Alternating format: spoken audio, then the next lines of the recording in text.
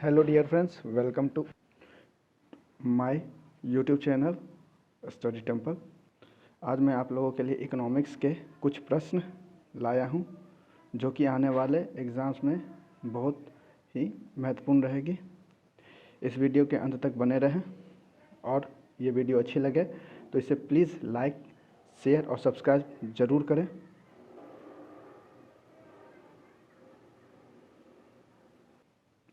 तो शुरू करते हैं आज के महत्वपूर्ण इकोनॉमिक्स के प्रश्न।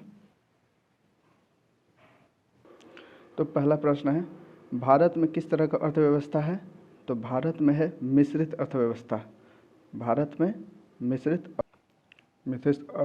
अर्थव्यवस्था है। मिश्रित अर्थव्यवस्था में पूंजीवादी और समाजवादी दोनों ही मिश्रित होते हैं। पूंजीवादी यानी कि प्राइवेट वाले और समाजवादी यानी कि सरकारी संस्थान दोनों मिलकर एक साथ काम करती है। इन दोनों का सह अस्तित्व है भारत में, इसलिए मिश्रित अर्थव्यवस्था है। तो मिश्रित में पूंजीवादी और समाजवादी होगा। अगला प्रश्न है, बंद अर्थव्यवस्था का अर्थ क्या है? बंद अर्थव्यवस्था यानी कि क्लोज्ड इकोनॉमी का अर्थ क्या है? तो ये है आयात और निर्यात का बंद होना। आयात और निर्यात का बंद होना। बढ़ते हैं अगले प्रश्न की ओर। तीसरा है, राष्ट्रीय ग्रामीण विकास संस्थान कहाँ अवस्थित है? तो यह है हैदराबाद में। हैदराबाद में है। तो हैदरा के बारे में थोड़ी सी जानकारी ले लेते हैं। हैदराबाद किसकी राजधानी है? तो ये तेलंगाना की राजधानी है। तेलंगाना की स्थापना 2 जून 2014 में हुई थी। सीएम यहाँ के हैं के चंद्रशेखर राव और यहाँ के राज्यपाल है तमिलसाई सुंदरराजन। तेलंगाना की में लोकसभा सीट है 17, राज्यसभा सीट है 7 और विधानसभा सीट है 119। लोकसभा की है 17 और यहाँ विधान परिषद भी है। विधान परिषद की सीट है 40।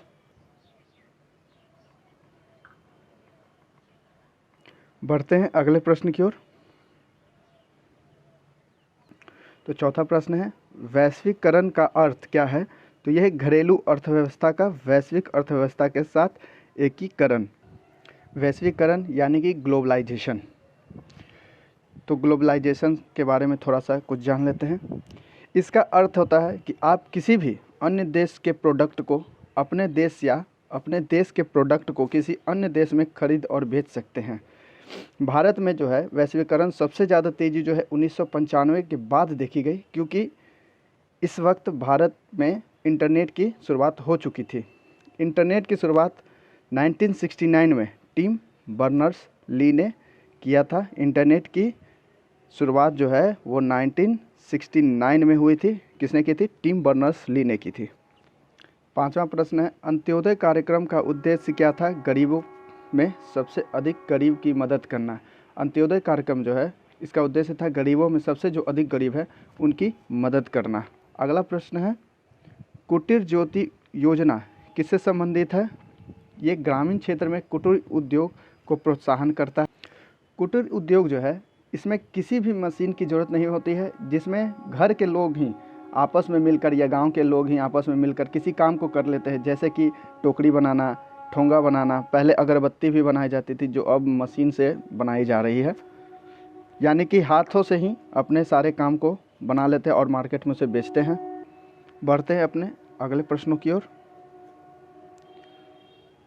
सातवां प्रश्न है, किस देश का आर्थिक विकास किस पर निर्भर करती है?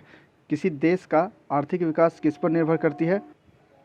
तो यह है प्राकृतिक संसाधन, पूंजी निर्माण और बाजार का आकार। प्राकृतिक संसाधन में जैसे कि खनिज का, तेल का उत्पादन, खाद्य उत्पादन, वन का, ये सभी जो है प्राकृतिक संसाधन में हो जाते हैं। पूंजी निर्माण में अधिक पैसे का होना हो। बाजार का आकार, जैसे पूरी दुनिया में बाजार में पकड़ होना, जैसे कि चीन का।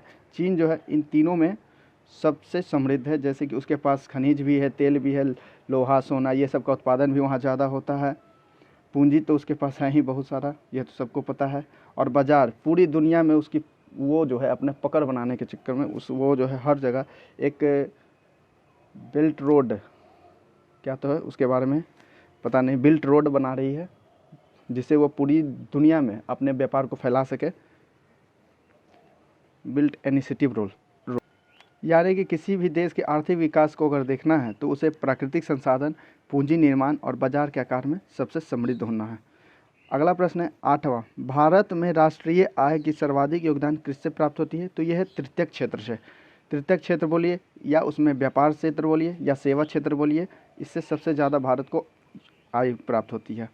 भारत के आय के 3 प्रमुख क्षेत्र हैं, एक है प्राथमिक क्षेत्र, द्वितीय क्षेत्र और एक तृतीय क्षेत्र।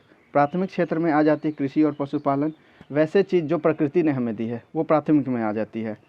और द्वितीय में आती है वैसे चीज़ जिससे हम प्रकृति से जो हमें मिलती है, प्रकृति से जो मिलती है उसका हम विनिर्माण या निर्माण करते हैं किसी दूसरे प्रोडक्ट में, तो वो द्वितीयक क्षेत्र में जाती है। और तृतीयक में उसी चीज़ को बेच देना, या अपने से जो हम काम करते हैं या जो सर्विस होता है वो किसी को प्रोवाइड करता है, उसके बदले में पैसे लेते हैं, तो वो सभी तृतीयक क्षेत्र में आ जाते हैं। अगला प्रश्न है, भारत में किस राज्य में गरीबों की परसेंट अधिक है? तो इसका सही जवाब है उड़ीसा। लेकिन गरीबों की संख्या अगर सबसे ज़्यादा पूछे तो वह है उत्तर प्रदेश में। इसमें आप कंफ्यूज ना होइएगा। बढ़ते हैं अगले प्रश्न की ओर। मानव विकास सूचकांक कौन जारी करता है? तो ये यूएनडीपी। यूएनडीपी का फुल फॉर्म क्या बनता है? United Nation Development Programme. इसकी स्थापना 1965 में, इसका मुख्यालय जो है न्यूयॉर्क में है। और इसमें एक और फैक्ट है, मानव विकास सूचकांक जो है पाकिस्तान के एक अर्थशास्त्री महबूब उल हक ने दिया था।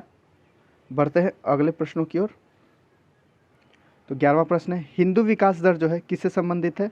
तो राष्ट्रीय आय से। ये सवाल जो है एग्जाम्स में पूछ ली जाती है, इसे याद कर लीजिएगा। हिंदू विकास दर का संबंध किससे है? तो राष्ट्रीय आय से है। 12वां प्रश्न, ऐसी विदेशी मुद्रा जिसमें शीघ्र पलायन कर जाने की प्रवृत्ति हो उसे गर्म मुद्रा कहते हैं। ऐसी मुद्रा जिसकी डिमांड जो है मार्केट में बहुत ज़्यादा हो उसे वह तुरंत शीघ्र पलायन करते हैं, जैसे कि डॉलर, ये सब जो है पूरे विश्व में डॉलर की मांग क्या है? बहुत ज़्यादा है, तो वो सब गर्म मुद्रा में आएगी। 13वां प्रश्न है, अवमूल्यन शब्द का अर्थ क्या है? तो अन्य मुद्रा की तुलना में स्वदेशी मुद्रा के मूल्य को घटाना। अन्य मुद्रा की तुलना में स्वदेशी मुद्रा के मूल्य को घटाना। जैसे कि मान लीजिए डॉलर है, $1 है, अभी चल रही होगी 70 रुपये के आसपास।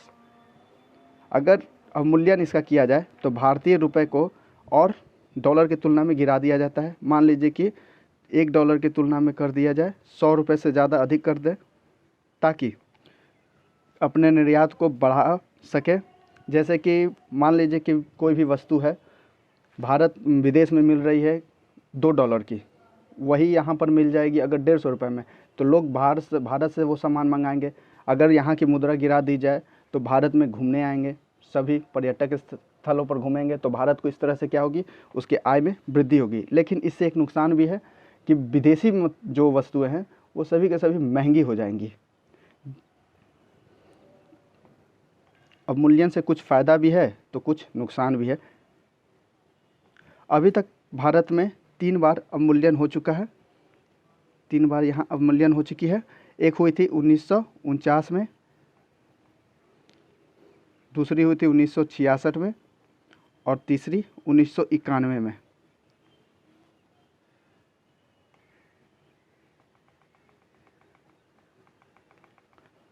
तो बढ़ते हैं अगले प्रश्न की ओर। तो 14वां प्रश्न है, बैंक नोट प्रेस जो है वो कहाँ स्थित है? तो वो देवास मध्य प्रदेश में स्थित है। और एक यहाँ पर करेंसी नोट प्रेस पूछ दिया जाए तो वो नासिक में है। ठीक है, तो ध्यान दीजिएगा, बैंक नोट प्रेस कहाँ स्थित है? देवास, मध्य प्रदेश के देवास में। और करेंसी नोट है महाराष्ट्र के नासिक में। 15वां सवाल है, भारत में सिक्का जारी करने के लिए अधिकृत कौन होता है? तो वो वित्त मंत्रालय। वित्त मंत्रालय ही क्या करता है? सिक्का जारी करता है। और ₹1 के नोट पर वित्त सचिव का सिग्नेचर होता है। ये भी प्रश्न पूछ लिए जाते हैं एग्जाम्स में। तो बढ़ते हैं अगले प्रश्नों की ओर। 17वां प्रश्न है, बैंक दर जो है वो है, उससे क्या समझते हैं? देख लीजिए, कुछ इंपॉर्टेंट चीज़ है, बैंक दर, रेपो रेट, ये सब के बारे में जान लेते हैं। तो बैंक दर जो है, आरबीआई जिस दर पर बैंकों को 14 दिनों से अधिक दिनों के लिए ब्याज देती है तो उसे बैंक दर पे देती है। रेपो रेट क्या है? आरबीआई जिस दर पर बैंकों को 2 से 14 दिनों के लिए दिया है तो रेपो रेट होती है। ध्यान दीजिएगा, 14 दिन से अधिक देगी तो बैंक दर पर देती है बैंक रेट, अगर 2 से 14 दिनों के लिए देगी तो रेपो रेट पे देगी। वही अगर एक दिन के लिए ब्याज देती है, जिसको अल्पकालीन भी बोल सकते हैं, तो MSF पर देती है, जिसका फुल फॉर्म है मार्जिनल स्टैंडिंग फैसिलिटी। और दीर्घकालीन अगर पूछ दिया जाए तो बैंक दर होता है। दीर्घकालीन अगर RBI किसी बैंकों को दीर्घकालीन लोन दे तो वो बैंक दर पे देगी, और अल्पकालीन जो है वो MSF पर देगी। रिवर्स रेपो रेट क्या है? जब बैंक अपना अतिरिक्त धन RBI के पास रखती है तो RBI जो है उस पैसे पर बैंकों को ब्याज देती है। उस ब्याज को रिवर्स रेपो रेट कहते हैं। रेपो रेट में का ठीक उल्टा होता है। रेपो रेट में क्या होती है कि RBI जो है बैंकों से ब्याज लेती है और पैसे देती है। लेकिन रिवर्स रेपो रेट में क्या होता है कि बैंक जो है RBI को पैसे देती है और उस पर ब्याज लेती है। जैसे कि हम लोग सेविंग अकाउंट खुलवाते हैं तो बैंक में पैसे रखते हैं तो कैसे ब्याज दिया जाता है, उसी तरह से बैंक भी RBI में अपने पैसे रखते हैं और बैंक जो RBI जो है उसे बैंक को ब्याज देती है, तो उसे रिवर्स रेपो रेट कहते हैं। CRR क्या है? तो कैश रिजर्व रेशियो। बैंकों को अपने कुल धन का 4% RBI के पास जमा करके रखनी पड़ती है। यहाँ पार्टी हो गया, पड़ती है, मिस टाइप हो गया है। तो इसमें क्या होता है, RBI जो है मार्केट में तरलता को कंट्रोल करने के लिए, पैसों की जो तरलता है उसको कंट्रोल करने के लिए क्या कहती है बैंकों को कि तुम अपने जितने भी कुल धन है उसका 4% जो है हमारे पास, यानी कि RBI कहती है मेरे पास जमा करके रखना अनिवार्य है। ये जो दर है 4%, ये सब बदलते रहती है, वो RBI डिसाइड करती है, ठीक है। तो 4% होगा तो 4% लेगी वो बैंक, अपने पैसे के 4%, कुल जो धन है उसका 4% RBI ले लेती है। अब SLR के बारे में जानते हैं। SLR statutory liquidity ratio. तो ये में क्या होता है कि बैंकों को अपने कुल जमा का लगभग 20% खुद के पास ही जमा रखना पड़ता है, ठीक है। इसका मतलब ये हुआ कि बैंक जो है उसके लिए भी ये भी है तरलता को ही बढ़ा, जैसे कि RBI जो है तरलता को कंट्रोल करने के लिए सब नियम बनाती है कि जो भी कुल पैसे हैं उसका 4% तुम RBI को दो, और जो कुल पैसे हैं तुम्हारे हैं बैंक के उसका जो है 20% या 22% जो भी हो SLR, उसका खुद अपने पास ही रखना है, ताकि जब पैसे की कमी हो तो अपने पास उसके, यानी कि बैंकों के पास कुछ पैसे रह सके। तो बढ़ते हैं अगले प्रश्नों के ओर।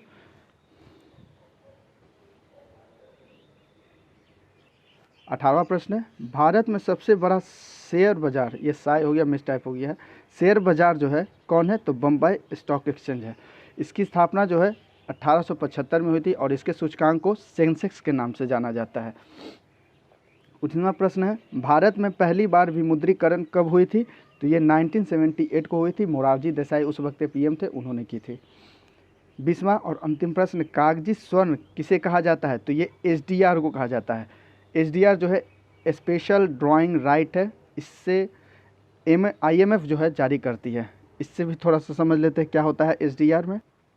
SDR में जो है जैसे कि डॉलर हो गया, क्या बोलता है, पाउंड हो गया, यूरो हो गया, जैसे कि जब विदेशी व्यापार किए जाते हैं तो ये समझिए कि एक लीगल टेंडर है कि अगर हम विदेश में व्यापार करने जाएंगे तो अन्य देश से अगर कुछ सामान मंगाते हैं तो वो डॉलर में लेगी या पाउंड में लेगी या यूरो में लेगी, यानी कि IMF क्या करती है, उसको एक लीगल टेंडर देती है।